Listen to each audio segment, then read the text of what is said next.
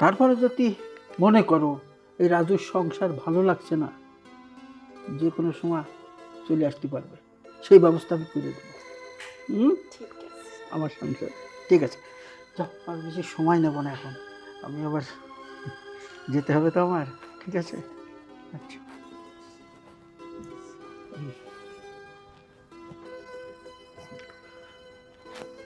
দেখো, এমন অভাবের সংসার আর আমি আর থাকতে পারবো না। আমার আর ভাল লাগে না।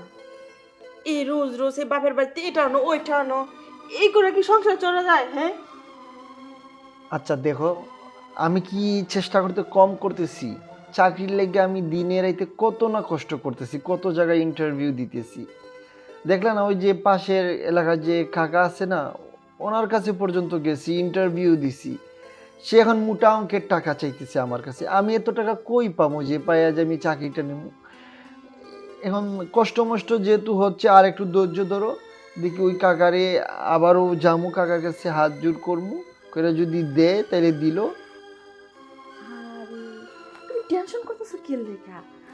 চিন্তা করো না, তোমার সাইডে গিয়ে দেখো নারীর লোক আছে কিনা। যদি নারীর লোক থাকে তাইলে মনে করো তোমার চাকরি হয়ে গেছে। কারণ যদি তুমি পটায় সটায় নিয়ে আসতে পারো, আমি মনে করো যে আমি ম্যানেজ করে নেব, আর তোমার চাকরিটা হয়ে যাবো। আমরা দুইজনে খুব সুন্দর করে সংসার করবো। কি পারবা না? কালকে কিন্তু কি নিয়ে আসবো। আরে কি কও তুমি সব? তুমি আমার বউ, আর আমার চাকরির লেগে তোমারে আমি এই কাকার কাছে দিব? না না না, এটা কেমন দেখায়? আমি দরকারে চাকরি নাই করলাম, প্রয়োজনে দুজন না খেয়ে থাকবো, অসুবিধা নাই, কিন্তু তারপরে এই কাজটা আমি করতে পারবো না। আমি বুঝতে পারছি তোমার দিয়ে না কিছুই হইব না। তুমি এত টেনশন করতেছো কেন? শোনো না, একটা কথা কই। তুমি না যাও, গিয়ে দেখো না একটু ম্যানেজ করতে পারো না, বাকিটা তুমি আমার উপর ছেড়ে দাও, ঠিক আছে? এত কষ্টের সংসার আমি আর পারতাছি না। আরে তোমার মাথা খারাপ নাকি? আমি যে কি করে বলবো এসব কথা? থাক, আমরা যেভাবে আছি এভাবেই থাকি, এটাই ভালো হবে। আমি জানি তুমি যে এই কথাটাই আমারে বলবা, ঠিক আছে? সারা জীবনে এই কথা শুনতে শুনতে আমার আর ভাল লাগে না। দাও, একটু তো সুখে থাকতে তো মন চায় না গো। যাও না প্লিজ, একবার চেষ্টা করে দেখো। আচ্ছা ঠিক আছে, তুমি যেহেতু এত করে বলতেছো, তাহলে আমি যাই, যাই দেখি কোনো কিছু করা যায় কিনা। ঠিক আছে, যাও। আচ্ছা ঠিক আছে, গেলাম। কি একটা জামাই নিয়ে পড়ছি, কোনো না হয় চাকরি, না কিছু বুঝে। এত সততা দেখাইলে চলবো না, কিছু হাত তো ছাড়তে হইব। যদি আসে তাহলে যেমনি হোক ওটাই সাথে আমার চাকরিটা ইয়া করবো।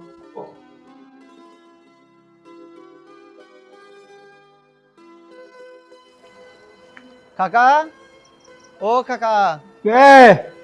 কাকা বাসায় আছেন? আহ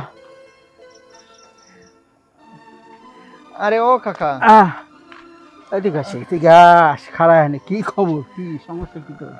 আরে মেলাদিন পরে আসলি আরে কাকা, আমি আপনারে পাগলের মতো খুঁজতেছি। কেন? কাকা, আপনি না আমারে চাকরি দেন বললেন, আজ এতটা দিন ধরে আমারে ঘুরাইতেছেন, কবে আমারে চাকরিটা দিবেন? এদিকে আমার কাকা, মানে আমার জীবনটা একদম তেজপাতা হয়ে যাইতেছে চাকরির লেগে। বাবা, আগে এই গ্রামের ভিতরে দুইজন সিরিয়ালে ছিল চাকরি। চাকরি তো আর সবসময় দেওয়া যায় না। তোমার তো একবারই বলে দিছি যে ঘুষ ছাড়া কোনো চাকরি হবে না। ওই যে এই যে তোমাকে পাশের গ্রামে দুইজনটা চাকরি দিলাম, তারা তো ঘুষ দিছে না? ঘুষ ছাড়া কিছু হয়? কিচ্ছু হয় না। এখন সব কাজে টাকা লাগে। এখন আমি ভাবছি এই তোমার কাজে কমসে কম 5 লাখ টাকা লাগবে।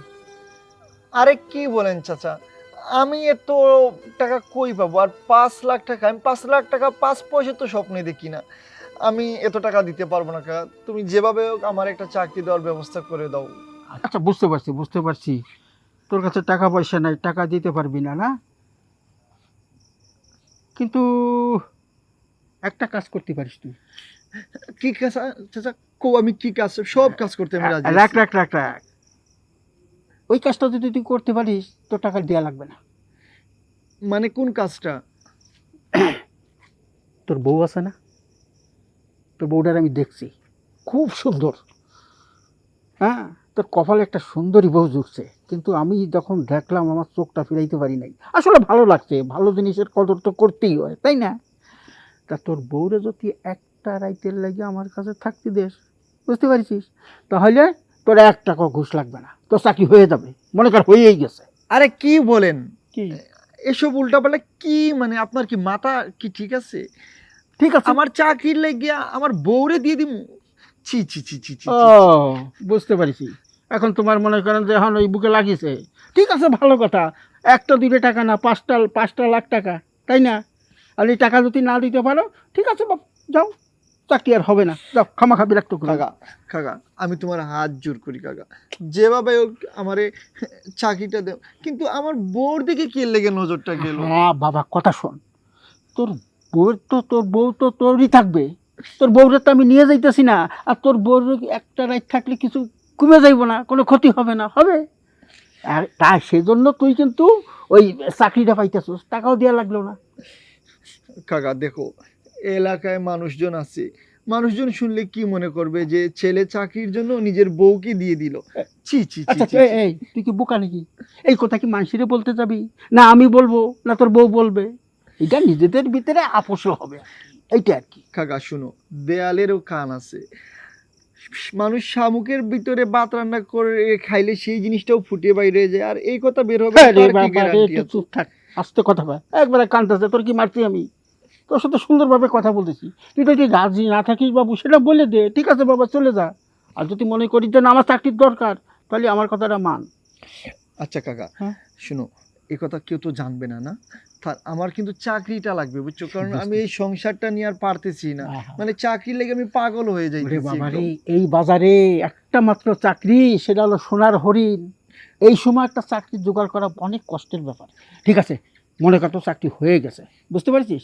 কালকে আমি আমার স্যারের সাথে আলাপ করিয়া তোর পরশু দিনের জয়েন্টের জন্য একটা চিঠি দিয়ে দেবো তোর কাছে। সত্যি বলতেছো কাকা? হ্যাঁ, আচ্ছা ঠিক আছে, তাইলে আমিও তোমার মনের আশাটা পূরণ করে দেওয়ার ব্যবস্থা করে দিতেছি। আচ্ছা ঠিক আছে। কিন্তু আমার চাকরিটা যাতে মিস না হয় কাকা, আমার চাকরিটাই লাগবে। শোন, আমি তারে কথা দিই, আমি কিন্তু জবান রাখি, জবান আমি বরখেলাপ করি না।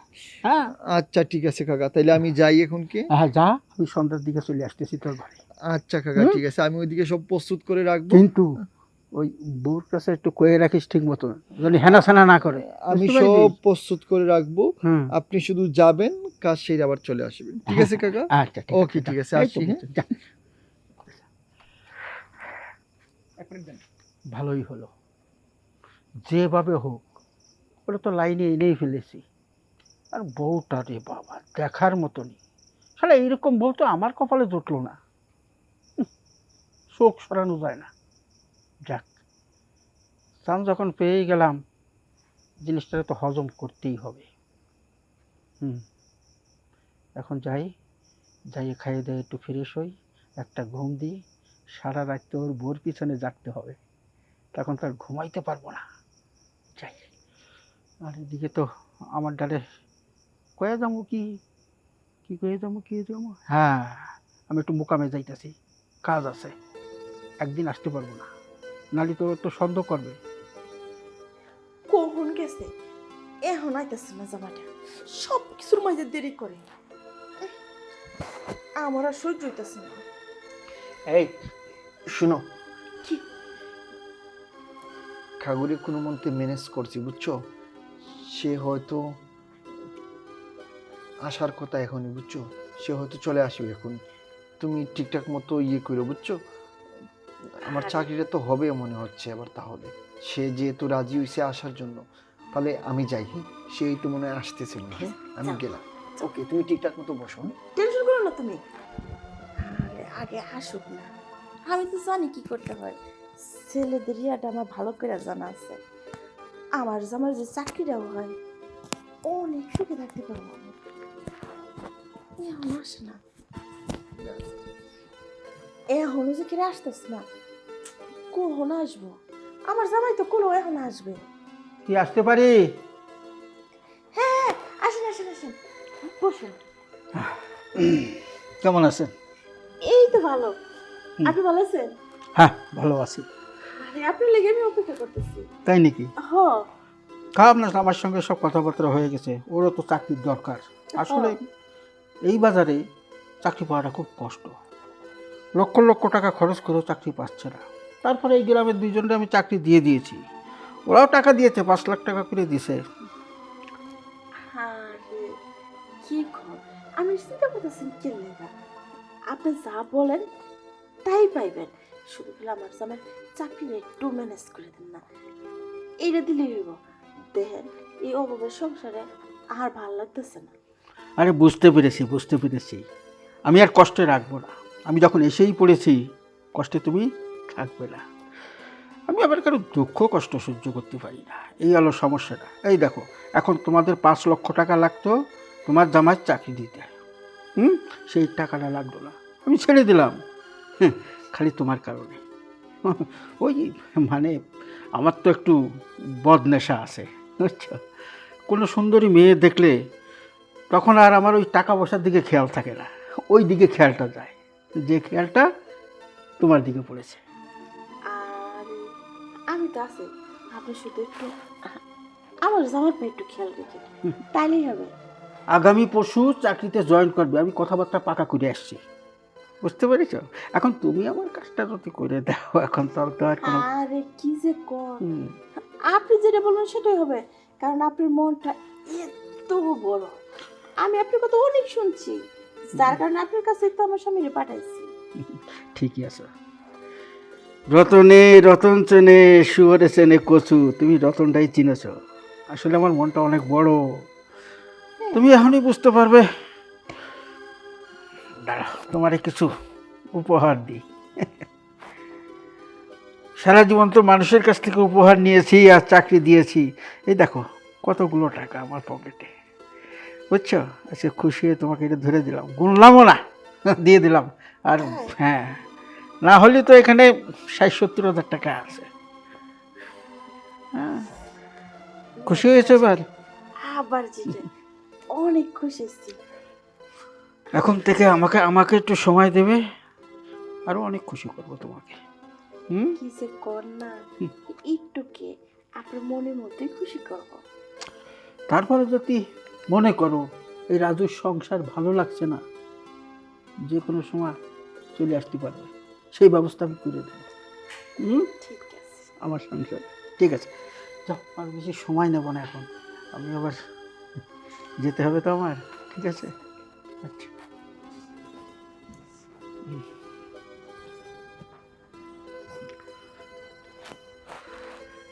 আসলে কি জানেন, আমি যেরমটা চেয়েছিলাম ঠিক সেরমটাই পেয়েছি। সত্যি বলছি। কেমন লেগেছে? আমার কাছে খুব ভালো লাগছে, আর আমার স্বামী যখন চাকরিতে জয়েন করবে তখন আমার কাছে আরো ভালো লাগবে। তাই নাকি? হুম, ঠিক আছে, বুঝতে পেরেছি। আসলে স্বামীকে খুব ভালোবাসো, তাই না? ভালো তো স্বামীকেও বাসি, এখন তো মনে হইতেছে যে ভালোবাসাগুলো সবগুলো আপনার কাছে চলে যেতেছে। না, তোমার স্বামীকে যদি তুমি ভালোই বাসো, ওর কাছেই থাকবে। ওই ক্ষণিকের জন্য আমি একটু আসবো, একটু আনন্দ দেবে, একটু ফুর্তি করবো, এটাই তো, তাই না? এর বেশি যে কিছু না।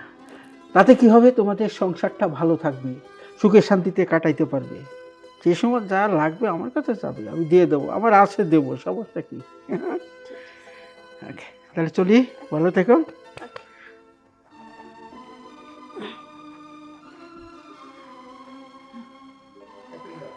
আমার জামাইয়ের আমি কইছি এতদিন, কিছুই মাথায় আমার জামাই ঢুকে না, আর আজকে দেহ কারবার, মানুষ টাকা দিয়া চাকরি খুঁজে পায় না, আর আমি চাকরি করতে গিয়া চাকরিও পাইলাম, টাকাও পাইলাম, আমার দুনো দিক দিয়ে লাভ। কয়জনে পারে, তাই না?